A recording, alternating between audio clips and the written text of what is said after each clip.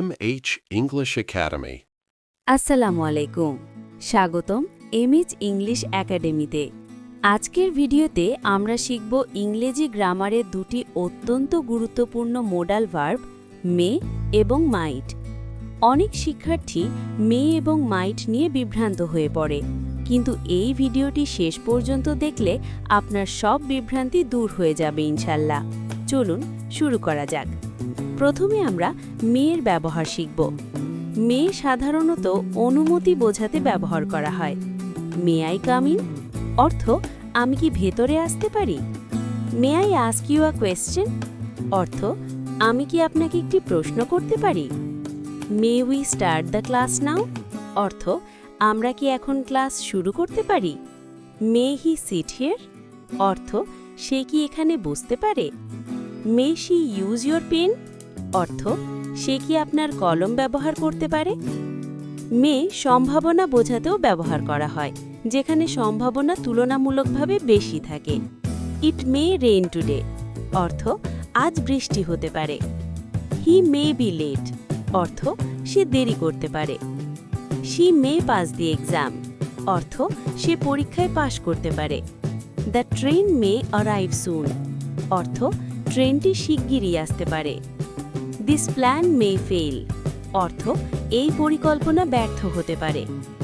মে দিয়ে দোয়া বা শুভকামনা প্রকাশ করা হয়। মে আল্লাহ ব্লেস ইউ অর্থ আল্লাহ আপনাকে বরকত দান করুন। May you succeed in life অর্থ আপনি জীবনে সফল হন। মে হি লিভ লং অর্থ সে দীর্ঘজীবী হোক।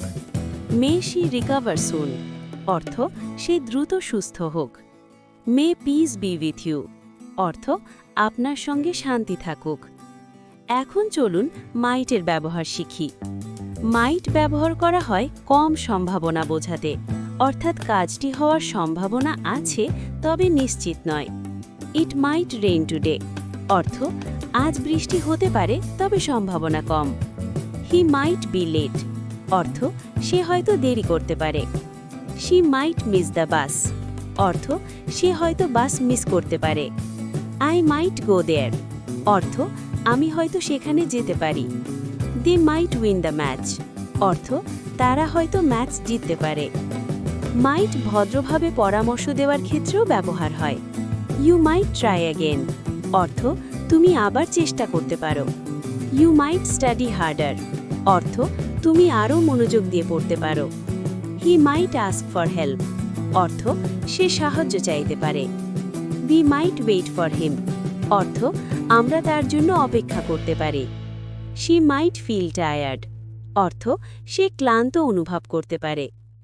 এখন মে এবং মাইটের পার্থক্য বুঝে নিই।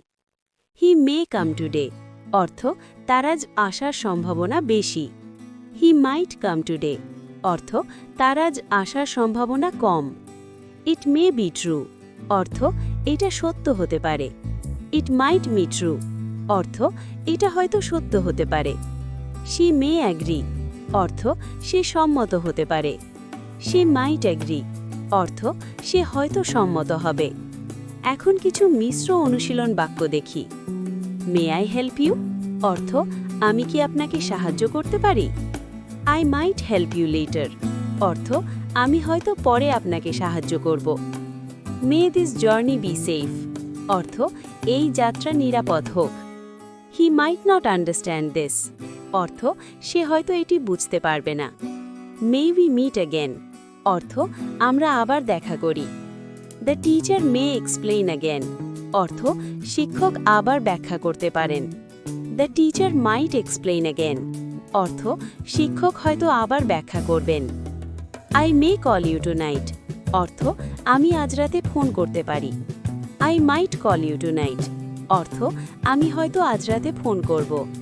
সুতরাং বন্ধুরা, এই ছিল ইংরেজি গ্রামারে মে এবং মাইটের সহজ ও পরিষ্কার ব্যবহার। ভিডিওটি যদি আপনার উপকারে আসে তাহলে অবশ্যই লাইক দিন, কমেন্ট করে জানান কোন অংশটি সবচেয়ে ভালো লেগেছে এবং এমএইচ ইংলিশ একাডেমি চ্যানেলটি সাবস্ক্রাইব করতে ভুলবেন না। ধন্যবাদ সবাইকে। আল্লাহ হাফেজ।